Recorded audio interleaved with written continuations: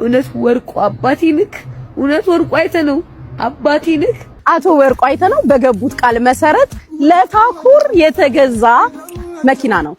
ይሄው ቁልፉ እንዴት ትላላችሁ? አያምር በተግባር እናቴ በድለኝ እኔ በድለኝ የተራብኩኝ የተጠማው የተቸገርኩ ያንተ ልጅ ነኝ በእግሬ ይሄድ ታኩሬ እንዴት ነህ? ሰላም ነህ ወይ?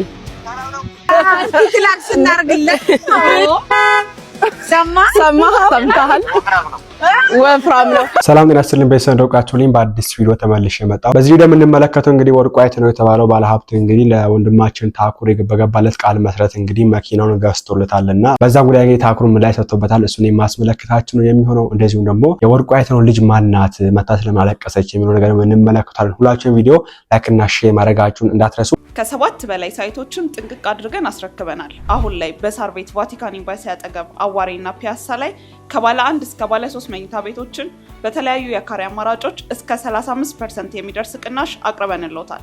እነዚህ ሳይቶቻችን ላይ ጠቅላላ ክፍያ ለምትከፍሉ ባለ 1 መኝታ በ8 ሚሊዮን 500 ሺህ ብር የነበረውን በ5 ሚሊዮን 500 ሺህ ብር፣ ባለ 2 መኝታ በ11 ሚሊዮን 600 ሺህ ብር የነበረውን በ7 ሚሊዮን 500 ሺህ ብር፣ ባለ 3 መኝታ በ15 ሚሊዮን 200 ሺህ ብር የነበረውን በ9 ሚሊዮን 900 ሺህ ብር ማግኘት ይችላሉ። ልብ ይበሉ፣ የዋጋ 100% ለሚከፍሉ ሲሆን በግንባታ ሂደት መሰረት ለምትከፍሉ ቅድመ ክፍያ 20% በመክፈል ቀሪውን ያለምንም ዋጋ ጭማሪ በ3 ዓመት ጊዜ ውስጥ የሚከፍሉበትን እድል አመቻችተናል። ለበለጠ መረጃ በ0974 60 76 ይደውሉ። ያው ግን ለምታውቁት ታኩር እንግዲህ ለደብረ ብርሃን ገቢ ሲያሰባስበ ነበረበት መሃል ወርቁ አይተነው ገብቶ እንግዲህ ለደብረ ብርሃን ተፈናቃዮች 15 ሚሊዮን ብር አግዛው ላንተ ደግሞ የ5 ሚሊዮን ብር መኪና ገዛልሃለሁ ቃል ገብቶ ነበርና ያው ብሩን አንቀበልም የሚል ነገር አግማስ ኢትዮጵያ አንስቶ ብዙ ክርክር ሲነሳ ነበር። ብሩንም አልተቀበሉም። እንግዲህ እሱ ግን በሌላ መንገድ አስገባለሁ ብሏል። በራሱ መንገድ አስገብቶም ሊሆን ይችላል፣ ሌላ ጊዜም ሊሰጥ ይችላል፣ አናውቅም። እንግዲህ ከዛ ውጭ እንግዲህ ለታኩር በገባለት ቃል መሰረት የ5 ሚሊዮን ብር መኪና አሁን ተገዝቶለታልና ታኩር እንግዲህ የሰበሰበውን ገንዘብ ኦልሞስት ወደ 6 ሚሊዮን ብር እዛው ላይቭ ላይ ቁጭ ብሎ ሰብስቧል። በብር ብቻ ሰብስቧልና በዚህ መንገድ እቃውን አስገብቷል። ሰላም ውድ ቤተሰቦቼ እንግዲህ በሰጣችሁኝ አደራ መሰረት ቃሌን አክብሬ ተገኝቻለሁ። ከ10 መኪና በላይ ዱቄትና ዘይቶችን እያስጫንኩኝ ነው። አሁን 3ቱም ካምፕ ጋር በመሄድ በቀጣይ ቪዲዮ ለሁሉም ስሰጥ አሳያችኋለሁ። ይህ ቪዲዮ እንዳያመልጣችሁ።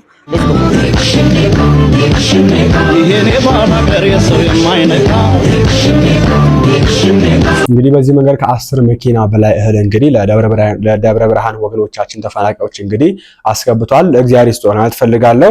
ከዛ ውጭ እንግዲህ እሱም እንግዲህ የተባለው ቃል የተገባለት መኪና ነበርና ያንን መኪና ደግሞ ዛሬ ላይ እንደተገዛለት እንግዲህ ተደውሎ ተነግሮታልና እስቲ እሱን እንመልከት። ሃይ እንዴት ናችሁ? እቺ ናት የተገዛችልሽ መኪና ስታምር። የኔ አይደለም እና አቶ ወርቁ አይተነው በገቡት ቃል መሰረት ለታኩር የተገዛ መኪና ነው። ይሄው ቁልፉ እንዴት ትላላችሁ? አያምር በተግባር ያለሽ ቃል በተግባር ተገዛለት። ይሄው ይሄን የመሰለ መኪና ልደውልለት ለታኩር። ታኩሬ እንዴት ነህ? ሰላም ነህ ወይ? እሺ አለሁ። ልንነግርክ ነው። እኔ ሳሪና ሙኒት አንድ ላይ ነው ያለነው። አባታችን ታላቁ ወንድማችን አቶ ወርቁ አይተነው በቃላቸው መሰረት መኪናክን ገዝተው አስረክበውናል። መኪናክ ጋር እንገኛለን። እስኪ የምትለው ነገር ካለክ። አመሰግናለሁ። በጣም ያሸርባው ነው ላረግልኝ ታኩር እጅግ በጣም ከልብ አመሰግናለሁ። ያው ራይን ተጠቃሚ ነበርኩ በአቋም እና በሰፖርታቸው በጣም ነው የማመሰግነው። በማላውቀውና ባልጠበቅኩት ሰዓት ይሄን ነገር ስላበረከቱልኝ በጣም አድርጌ አመሰግናለሁ። እናንተንም አመሰግናለሁ በጣም። እኛም እንኳን ደስ ያለ ታኩሬ፣ እንኳን ደስ ያለ ክላክስ እናርግለት። ሰምተሃል? ወፍራም ነው ታኩሬ። በጣም ነው የምናመሰግነው።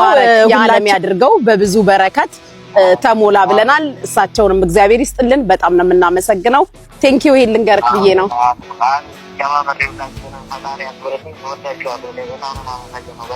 እሺ እናመሰግናለን። መልካም ጊዜ።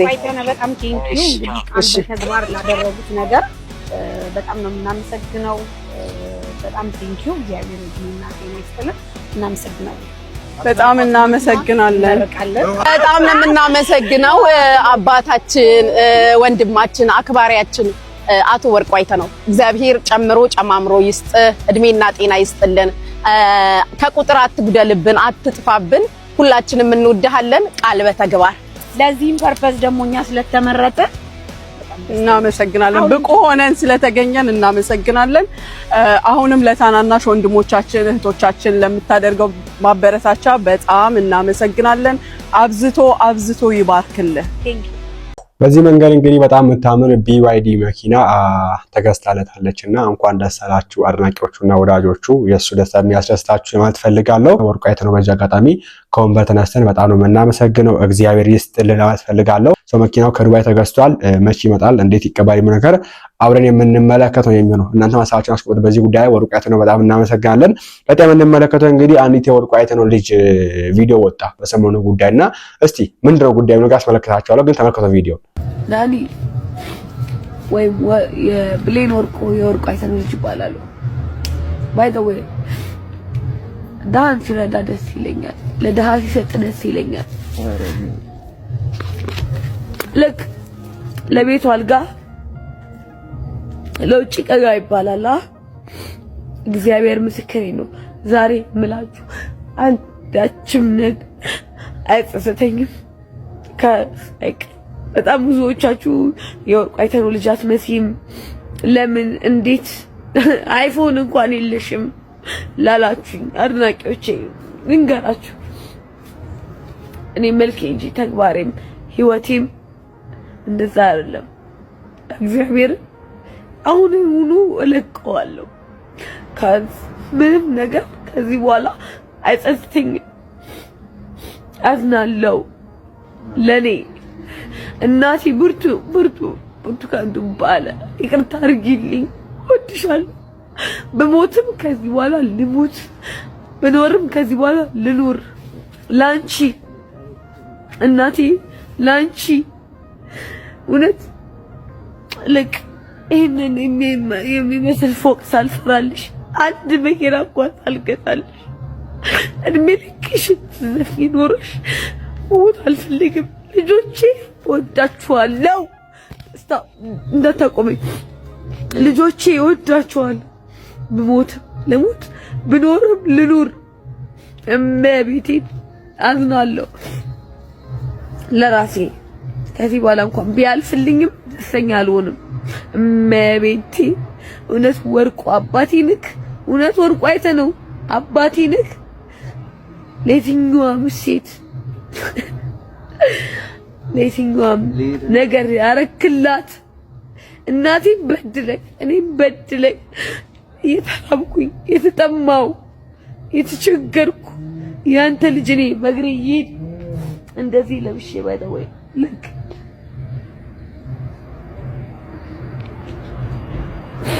ወርቁ እግዚአብሔር ነፍስህን አይማረው።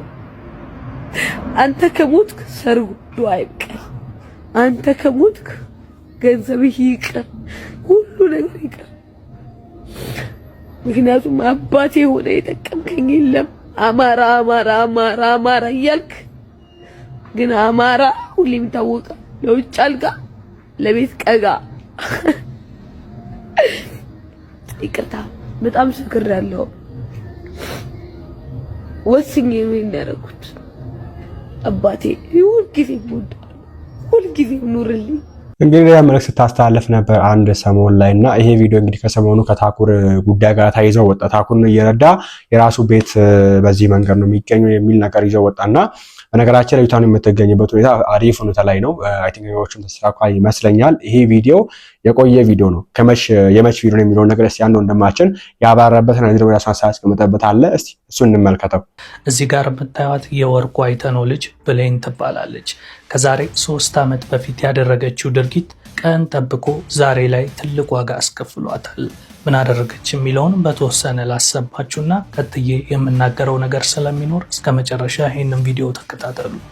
እውነት ወርቁ አባቴ ንክ፣ እውነት ወርቁ አይተነው አባቴ ንክ። ለየትኛዋም ሴት ለየትኛዋም ነገር ያረክላት እናቴን በድለኝ፣ የተራብኩኝ የተጠማው የተቸገርኩ ያንተ ልጅ እኔ በእግሬ እየሄድኩ እንደዚህ ለብሼ ባይደወይ ልክ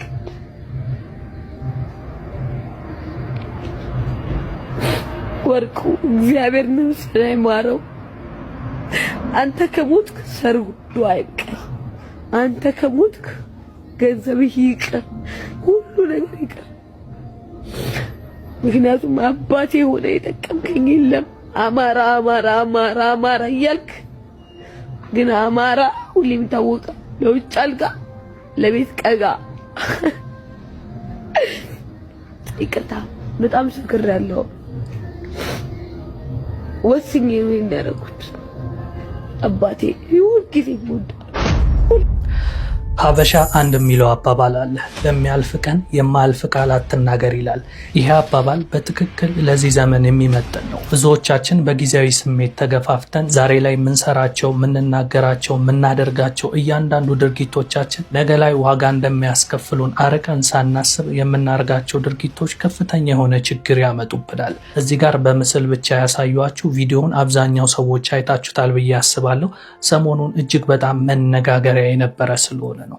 በቪዲዮ ደግሞ ያላደረኩበት ምክንያት ለልጅቷ ሞራል ብዬ ነው። ምክንያቱም ይሄንን ቪዲዮ ስታይ በጣም ከፍተኛ የሆነ ህመም እንደሚሰማትና ያንን ጊዜ ራሱ ማስታወስ እንደማትፈልግ ዛሬ ላይ በሰጠችው ቃለ መጠይቅ ላይ ስለሰማሁኝ ያንን ስሜቷን ላለመቀስቀስ ነው። ዞሮ ዞሮ እኔ በፎቶ ላድርገው እንጂ ሌሎች ሰዎች ደግሞ በቪዲዮ ስላላቸው ከእናንተ ቢጠፉ ከሌላው ሰው ጋር አይጠፉም። ለዚህ ነው በመግቢያ ላይ ዘመኑ የሶሻል ሚዲያ ነው ያልኩበት። እሷ ይሄንን ነገር የዛሬ 3 ዓመት ነበረ ያደረግኩት ከስልኬ ላይም አጥፍቼው ነበር ስትል ዛሬ ላይ ስትናገር ነበር። እስኪ በተወሰነ ያለችውን ነገር እንስማ። ከዛሬ 3 ዓመት በፊት የነበረ ቪዲዮ ነው። ያ ማለት እርግጠኛ ስፔሲፊካሊ ቀኑን በደንብ ባላውቀው አባቴ ከአገር የወጣበት አጋጣሚ ላይ የተለቀቀ ቪዲዮ ነበረ። ያው የኢትዮጵያ ሕዝብ ሆነ አባቴ ሆነ ቤተሰቦቼ በእንደዚህ አይነት አጋጣሚ በእንደዚህ አይነት ሁኔታ ስለተዋወቁኝ በጣም አዝናለሁ፣ ያሳዝነኛል። ያለፈ ታሪክ ነው። አሁን ላይ እንደገና መጥቶ ሳየው ደግሞ ሞር እኔንም ያመኛል። ግን ክሊር ለማድረግ ያህል ያኔ ቪዲዮ ላይ እንደተመለከትከው ጠጥቼ ነበረ። በጣም ብዙ አይነት ስሜት ላይ ነበርኩኝ። አባቴ ከሀገር ወጥቶ ነበር እንደነገርኩክ። ብዙ ነገሮች ነበሩ እና እንደዚህ ትንትን አድርጌ ሰፋ አድርጌ ያለውን ጉዳይ እያንዳንዱን እያወጣው መናገር አልችልም። ምክንያቱም በዛ ሰዓት ከዛሬ 3 ዓመት በፊት ነው ብያለሁ። ስለዚህ አሁን ከዛሬ 3 ዓመት በፊት የነበረውን ዛሬ ላይ አንስቼ የዛ ሰዓት እንዲህ ነበር ማለት አልችልም፣ አልፈልግም። ራሱ ስሜቱ እኔን ስለሚጎዳኝ ማለት ነው። ኦኬ፣ በሰዓቱ ቪዲዮ እንደተለቀቀ አባትሽ አቶ ወርቁ አይተነው በሰዓቱ ምን አይነት ነገር ብለውሽ ነበረ? አባቴ ምንም አላለም። ለኔ ነበር ሞር የተጨነቀው፣ ለኔ ነበር ያሰበው። አጥፊም አታጥፊም ውስጥም አልገባም። ያለው ነገር እንደውም በሚገርም ሁኔታ የእውነት ነው የምነግርህ። ናኒ ነው የቤተሰቤ ሰው አይተሽዋል። አባቴ በጣም ነው የምወድህ ብለሻል እኮ እና አይኖ ፊልም የምታረጊው ነገር ይገባኛል፣ ያለሽበት ኢሞሽናል ስቴት ይገባኛል። እኔም ሀገር ውስጥ አይደለም ያለሁት፣ እኔም ስደት ላይ ነው ያለሁት እና ይገባኛል እና እኔ አላዝንብሽም። ነገ ደግሞ አንቺ ራስሽ እንዳይጸጽትሽ እንዳትጎጂ ብቻ ተጠንቀቂ፣ ራስሽን ጠብቂ ነው ያለው። ማለትም ስለሱ ባወራም እሱን ብናገርም እሱን ከአፌ ስለሱ ክፉ ቃል ቢወጣም እሱ አጠገቤ ነበረ። እንደውም ከሌላው ሰው የበለጠ በጣም እያባበለኝና አይዞሽ እያለኝ የነበረው እሱ ነበረ እና በዚህ አጋጣሚ ደግሞ እንደነገርኩ ያው ቪዲዮ ከተለቀቀ በኋላ ራሴ ነኝ የደለትኩት። ማንም የገፋፋኝ የለም። በራሴ ተነሳሽነት ያው ሶቨር ስትሆን ልክ ከስካሩ ስትነቃኩ ታውቀዋለህ ምን እንዳጠፋ ምን እንዳላጠፋ። ሰው ራሴ የደለትኩት። በጣም ጥሩ። አሁን በድጋሚ ከተለቀቀ በኋላ መቼም አይተውታል ብዬ ተስፋ አደርጋለሁ። ምን አይነት ሀሳብ ነው የሰጡሽ? እንግዲህ እንደሰማችሁት ነው። የሶሻል ሚዲያ ከባዱና መራሩ ጎን ይሄ ነው። እናንተ በጊዜያዊ ስሜት ተነሳስታችሁ በንዴት ራሳችሁን ባለመቆጣጠር ያደረጋችሁት ነገር ከእናንተ ጋር ቢጠፋ እንኳን በዚህ ዘመን ከሶሻል ሚዲያ ላይ ፈጽሞ አይጠፋም። ቀን ጠብቆ አንገታችሁን ያስደፋችኋል። ብሌን ከዛሬ 3 ዓመት በፊት ያደረገችው ድርጊት ዛሬ በተረጋጋችበትና ሰላማዊ ህይወት እየመራችበት ባለችበት ሰዓት ላይ ነው እንግዲህ እንደ አዲስ የወጣው። ሰሞኑን እንደሚታወቀው ባለሀብቱ ወርቁ አይተነው ለቤታዮ 40 ግራም ወርቅ በስጦታ መልክ ለልደቷ የሰጣትን ቪዲዮ አስመልክቶ ይህ ቪዲዮ ሲዘዋወር የነበረው። ታዲያ ይሄንን ቪዲዮ የተመለከቱ ሰዎች ምን ዋጋ አለው ሀብታም ነኝ ቢል ለገዛ ልጁ ያልሆነ ለማንም ሴት ምናምን ይሰጣል የሚል ብዙ ትችቶች ሁሉ ተነስቶበት ነበረ። በዚህ አጋጣሚ ለማንም ስል እንግዲህ እኔ ቤታዮን ማንም ናት ልል አይደለም። ሰዎች ደግሞ ንግግርን መፈላለጥና ወደዚህና ወደዛ ማድረግ ስለሚወዱ እኔ የማንንም ሰዎች ሞራልም ሆነ ባልተገባ መንገድ ሰዎችን መናገር አልፈልግም። ሶሻል ሚዲያ ላይ እየተባለ ያለውን ነገር ለማለት ያህል ነው። ዞሮ ዞሮ ግን ልናገር የፈለኩት ነገር ምንድነው ይህችን ሴት ምን ያህል አንገት እንዳስደፋና በሌሎችም ሰዎች ዘንድ የተረሳን ነገር እንደ አዲስ አምጥተው በሚለቀቅ ሰዓት ዛሬ ላይ ወጣ እሷ ከዛሬ 3 ዓመት በፊት ያረኩት ነገር አለች እንጂ ሌሎች ሰዎች ግን ይህንን ቪዲዮ የዛሬ 3 ዓመት ነው ቢባል አያምኑም። ምክንያቱም ሰዎች ዕለታዊ የመጣላቸውን ነገር አይተው ነው ጀጅ የሚያደርጉት። የጥንትም ይሁን የዛሬም ይሁን ለሚመለከተውና ለሚሰማው ሰው ዋና ትኩረት የሚያደርገው ንግግሩ ላይ ነው። ታዲያ ከሷ ልንማር የሚገባን በተለያየ መንገድ ተስፋ መቁረጥ ሊያጋጥመን ይችላል። የተለያዩ አይነት ችግሮች በሰው ህይወት ውስጥ ያጋጥማል። መቼም እዚህ ምድር ላይ ስንኖር ሁሌም ደስተኛ መሆን አይቻልም። ዛሬ ልትከፉ ትችላላችሁ። ዛሬ የተለያየ ነገር ሊያጋጥማችሁ ይችላል።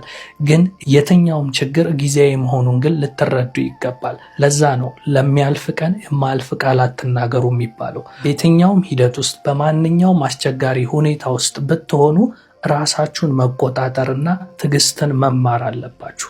ካልሆነ በዚህ ዘመን የምታደርጓቸው እያንዳንዱ ነገሮች ቀን ጠብቀው አንገታችሁን ያስደፋችኋል። አንድ በትልቁ ልታቁ የሚገባው ነገር ጠላት ከሩቅ አይመጣም እንደሚባለው አንዳንዴ አይዟችሁ የሚሏችሁ አዝነው እንዳይመስሏችሁ። ይሄንን ስል ሁሉም ሰው መጥፎ ነው ማለት አይደለም። ነገር ግን ብዙ ጊዜ አይታችሁ ከሆነ ሲያዝኑ ሲያለቅሱ አይዟችሁ ያሉ ብዙ ሰዎች ኖረው ልክ እናንተ መሳቅ ስትጀምሩ ስትደሰቱ ግን አንገታችሁን ለማስደፋት ብዙ ነገር የሚሉ ሰዎች አይታችሁ አታውቁም? ለምሳሌ ተቸግረው ወድቀው የተለያየ ነገር አጋጥሟቸው በሰዎች እርዳታ ከፍ ሊሉ ሲሞክሩ በእኛ ገንዘብ እኮ ነው እየሳቅሽ ያለሽው፣ ምን ነው ዛሬ ደግሞ ልታይ ያልሽ ምናምን የሚሉ ሰዎች አሉ። ሁሌም አንገታችሁን ደፍታችሁ ተቀብራችሁ እንድትቀሩ የሚፈልጉ ብዙ ሰዎች አሉ። ይህቺ ሴት እንግዲህ በሰዓቱ እንደዛ ስታለቅስ ስለ አባቷ ስትናገር ያን ያህል ማንም ሰው ልብ ያለው የለም። ምክንያቱም አዝናለች፣ ወድቃለች። ስለዚህ ምንም ማለት አልነበረም። ዛሬ ላይ ግን የተረጋጋ ህይወት ስትኖር ከአባቷም ጋር ጥሩ አይነት ግንኙነት ውስጥ ባለችበት ቤተሰባዊ ህይወቷ የተረጋጋ ሲሆንላት ቀን ጠብቀው አንገት ለማስደፋት የዛሬ 3 ዓመት ቪዲዮ አምጥተው ድጋሚ በሰዎች ዘንድ አባቷም እንዲወቀስ እሷንም ደግሞ እንዲህ አይነት ሴት እኮ ነች እንዲባል ይህንን ቪዲዮ አውጥተውታልና ዛሬ ላይ በስሜታዊነት ባለማወቅ የማያልፍ መስሎን የምናረጋቸው እያንዳንዱ ድርጊቶች ነገን ጠብቀው አንገታችንን ሊያስደፉን ስለሚችሉ በዚህ ዘመን የምታረጉትን እያንዳንዱን ነገር በጣም በጥንቃቄና በአስተዋል በተሞላበት መንገድ እንድታረጉት ወንድማዬ ምክሬን አቀርባለሁ። ከምንም በላይ አስተውሎ የሚራመድ ብዙ ርቀት ይጓዛል ይባላልና በማስተዋል ህይወታችሁን ምሩላለሁ። ዋው በጣም ትክክለኛ ሐሳብ ነውና በነገራችን ለሚዲያ የያዘው ነገር አይለቅም። ካሁን በኋላም ሆነ አርገናቸው ያለፈ ነገሮች ራሱ አብዛኛው ሰው እጅ ላይ ይገኛል። አሁን ላይ ሰው ለፖዚቲቭ ኔጌቲቭ ነገር ደግሞ ለአሉታዊና አዎንታዊ ነገሮችም እንግዲህ ጉዳዮችን ይዞ ያስቀምጣል።